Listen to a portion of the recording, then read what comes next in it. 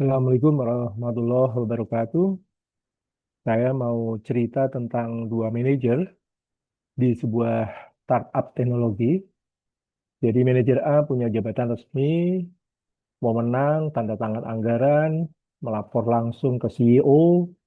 Secara formal, dia punya kekuasaan besar. Sementara manajer B tidak punya jabatan formal, tidak pegang anggaran, melapor ke direktur level menengah, bukan ke CEO. Tapi semua orang di kantor itu datang ke manajer B, minta saran, dan sebagainya. Sementara tim manajer A sering mengabaikan instruksinya. Kenapa? Karena kekuasaan tidak hanya datang dari jabatan. Manajer B punya keahlian yang tidak dimiliki oleh orang lain. Dia juga punya hubungan yang kuat dengan banyak orang. Dia dipercaya. Ini adalah contoh nyata, power comes from more than just a title. Sekarang kita ingin belajar kira-kira dari mana saja itu kekuasaan bisa berasal. Nah, penelitian mengidentifikasikan ada 5 sumber kekuasaan. 3 bersifat formal dari jabatan, dan 2 bersifat personal dari diri sendiri. Ya, saya akan bicara yang sumber formal dulu, yaitu namanya coercive power atau kekuasaan karena ada rasa takut. Jadi, Anda menurut karena takut dihukum. Contoh, kalau laporan ini tidak selesai, kamu akan dipecat. Efeknya, orang tersebut menurut, tapi jujur aja, jadi nggak suka atau benci. Kemudian yang kedua, sumber kekuasaan kedua adalah reward power. Kekuasaan karena imbalan. Kamu menurut karena bisa dapat hadiah.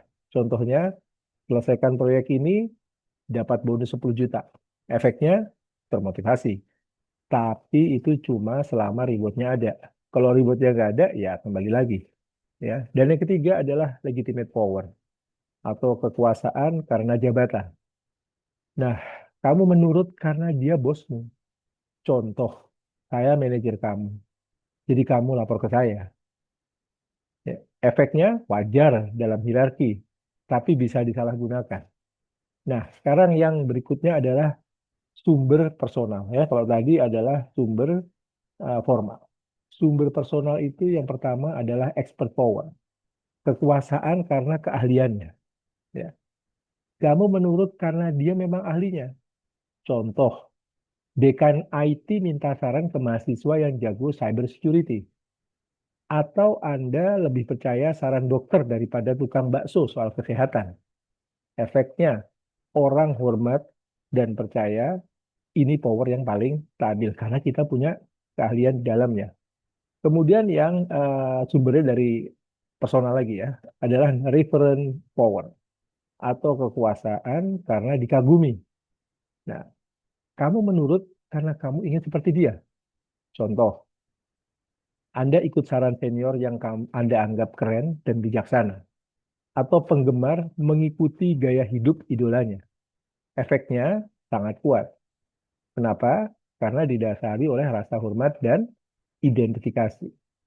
Nah, pesan penting yang ingin saya sampaikan di sini adalah penelitian menunjukkan bahwa personal power, yaitu expert dan reference, lebih efektif dan lebih langgeng daripada formal power. Bos yang hanya mengandalkan jabatan biasanya tidak dihormati dalam jangka panjang, apalagi kalau jabatan itu sudah tidak melekat pada dirinya. Jadi apa kunci utama dari kekuasaan adalah ketergantungan. Ya. Rumusnya sederhana, semakin besar B tergantung pada A, maka semakin besar kekuasaan A atas B. Ada 3 faktor utama yang membuat ketergantungan itu meningkat, yaitu yang pertama important atau penting. Ya, ini ikonnya bintang ini. Sumber daya itu benar-benar B butuhkan. Contoh, Anda butuh tanda tangan dosen pembimbing untuk sidang. Anda tidak bisa sidang tanpa tanda tangannya. Itu namanya important. Yang kedua, scarcity atau langka. Ya, sesuatu yang langka. Ikonnya berlian atau intan. Sumber daya itu tidak mudah didapat. Contoh, cuma 1 orang di kantor yang bisa mengoperasikan software khusus. Kalau dia sakit, semua kerjaan berhenti. Makanya orang sangat bergantung kepada orang tersebut dan orang tersebut akan mempunyai power atau kekuasaan. Yang ketiga, tidak ada pengganti atau non-substitutability. Ini ikonnya gembok. Tidak ada alternatif lain. Ya, contoh, Anda tidak bisa cari informasi itu dari sumber lain. Hanya dia yang punya akses. Contoh nyata dalam organisasi, orang yang menguasai data penting punya power. Ya, orang yang punya koneksi ke atasan, contoh paling gampang, sekretaris, punya power. Orang yang punya keahlian langka punya power. Jadi pesannya, jika Anda ingin memiliki kekuasaan tanpa jabatan, jadilah orang yang penting, langka, dan tidak bisa tergantikan oleh yang lain. Nah, sekarang kita bahas topik yang paling panas nih, politik dalam organisasi. Definisi politik organisasi adalah aktivitas yang bukan bagian dari tugas formal, tapi mempengaruhi distribusi keuntungan dan kerugian dalam sebuah organisasi. Atau sederhananya begini, cara orang mendapatkan apa yang mereka inginkan ketika sumber dayanya terbatas. Politik yang sehat, legitimate, ikonnya itu centang hijau ya, mengadu ke atasan dengan cara yang sopan, membangun koalisi untuk mendukung ide yang baik, memproses kebijakan yang tidak adil. Politik yang beracun ya atau illegitimate ini yang paling parah ya, paling parah nih ikonnya silang merah, memfitnah rekan kerja, menyabotase proyek orang lain, menyembunyikan informasi penting.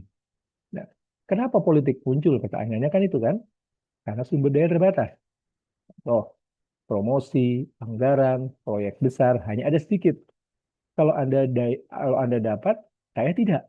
Akhirnya disitulah terjadi semacam perebutan. Nah, perebutan itulah yang akhirnya akan memunculkan yang namanya politik. Aturan ambigu, ya. Ketika tidak jelas siapa yang berhak, orang akan bermain itu, bermain politik untuk memenangkan posisi. Nah, data menunjukkan kebanyakan karyawan tidak suka politik, tapi banyak tetap melakukannya karena merasa perlu untuk bertahan hidup, survive. Ini paradoks ya. Di satu sisi karyawan tidak suka politik, tapi justru mereka melakukannya karena untuk bertahan hidup, ya. Nah, pesannya di sini politik tidak bisa dihilangkan sepenuhnya. Yang bisa kita lakukan adalah membedakan mana politik yang sehat dan mana politik yang beracun, ya. Kalau kita melihat apa yang terjadi di apa di negara kita, ya silahkan Anda kira-kira eh, mengarah kemana itu, ya. Gitu. Nah, setelah punya power, bagaimana cara menggunakannya ini kan yang nggak kalah penting. Ada 9 cara. Tapi saya coba kasih 5 cara yang paling penting aja untuk kehidupan keseharian kita ya. Pertama, rational persuasion. Ini yang paling efektif. Pakai data, fakta, logika, berdasarkan data penjualan bulan lalu, penjualan turun 20%. Kita perlu ubah strategi. Efeknya, orang percaya karena memang ada bukti. Yang kedua, inspirational appeals, ya, menggugah hati, ajak ke visi dan emosi. Contoh gitu, bayangkan kalau kita berhasil, kampung halaman kita akan punya perpustakaan yang pertama. Dan akhirnya orang akan tergerak untuk melakukannya. Karena ada makna di situ. Ya. Yang ketiga, konsultansi. Ya. Libatkan mereka. Ajak orang lain dalam mengambil keputusan. Menurut kalian gimana nih? Pendapat kalian penting sekali. Sebagai tim, kita putuskan bersama yuk. Nah, efeknya, orang punya rasa memiliki. Ya, karena dilibatkan. Ya. Yang keempat, ingratiation. Pujian yang tulus. Jangan nggak tulus ya. Puji orang lain sebelum meminta sesuatu. Bukan menjilat ya, beda. Tapi apresiasi yang tulus. Kemarin presentasimu keren banget loh. Kamu memang jago di bidang ini. Bisakah kamu bantu saya dengan, misalnya seperti itu ya. Nah, efeknya orang lain terbuka karena mereka merasa dihargai. Yang kelima, pressure. Ini yang paling nggak efektif. Ya, paksa, ancam, sering ngecek. Kerjain sekarang atau dipecat. Nah, ya kan? Itu orang yang punya power itu salah satu yang digunakan itu ya. Efeknya orang menurut tapi nggak suka, benci sama kita. Jangka panjang kontraproduktif. Ya, hanya digunakan saat darurat saja ini ya. Jadi pesannya taktik terbaik adalah gabungan antara rational persuasion ditambah dengan inspirational appeal, ditambah lagi dengan consultation. Ya, hindari pressure kecuali situasinya benar-benar darurat. Ya, nah 3 pertanyaan ya, untuk menguji etika tindakan politik Anda nih. Ya, utility. Apakah manfaat lebih besar daripada dampak negatifnya? Contoh etisnya. Lobby untuk proyek yang baik untuk banyak orang. Itu bagus kan? Tapi contoh tidak etisnya gini. Memfitnah rekan kerja untuk promosi pribadinya dia. Ini ya. Yang ketiga, rights. Apakah tindakan ini menghormati hak semua pihak? Melanggar hak privasi, menyebarkan rahasia orang lain, itu sama sekali tidak etis. Dan yang ketiga, justice. Apakah tindakan ini adil? Pilih kasih, diskriminatif, itu tidak etis. Apakah saya nyaman menjelaskan tindakan politik saya ini kepada ibu saya atau kepada wartawan? Kalau jawabannya tidak, sebaiknya jangan dilakukan. Ya, ke ibu aja nggak etis, ya, apalagi orang lain, gitu kan? Karena ibu kita kan nggak mungkin kita melakukan sesuatu yang tidak etis pada ibu kita ya. Jadi kalau jawabannya tidak, ya jangan dilakukan. Nah, rangkuman 5 poin hari ini, ya, pertama, power atau power itu tidak sama dengan jabatan, beda sekali ya. Ada 5 sumber power tadi kan, coercive, reward, legitimate itu formal. Kemudian yang personal adalah expert dan reference. Personal power, expert dan reference lebih kuat dan lebih langgeng dibandingkan power yang dari jabatan atau yang formal. Kunci power sama dengan ketergantungan. Kalau orang tergantung sama kita, otomatis kita punya power terhadap orang itu. Oleh karena itu, jadilah orang yang penting, langka, dan tidak tergantikan oleh orang lain, kehadiran kita. Ya, politik itu tidak bisa dihindari. Yang membedakan adalah politik itu sehat atau sebaliknya nggak bagus, beracun, ya kan? Gunakan power dengan etis. Uji dengan 3 pertanyaan. Utility tadi, rights, dan justice. Almost all men can stand adversity. But if you want to test a man's character, give him power. Itu kata Abraham Lincoln. Ya, jadi hampir semua orang bisa bertahan dalam kesulitan. Tapi untuk menguji karakter seseorang, kasih aja dia jabatan, kasih aja dia kekuasaan. Ya, gimana dia akan mempergunakan kekuasaan atau jabatan tersebut. Ya. Jadi power bukan menindas, power adalah alat untuk memberdayakan orang lain, untuk menciptakan perubahan positif dan untuk melayani. Ya, jadilah pemimpin yang punya power, tapi juga punya integritas. Jadi kalau video ini membantu, tolong like dan subscribe. Share ke teman yang sedang bermain politik di kantornya atau di organisasinya. Ya, komen di bawah. Pernahkah Anda melihat penyalahgunaan kekuasaan di sekitar Anda? Ceritakan. Sampai jumpa di video berikutnya. Jadilah orang yang berpengaruh bukan karena litik, tapi karena kompeten dan terpercaya. Terima kasih. Selamat malam. Wassalamualaikum warahmatullahi wabarakatuh.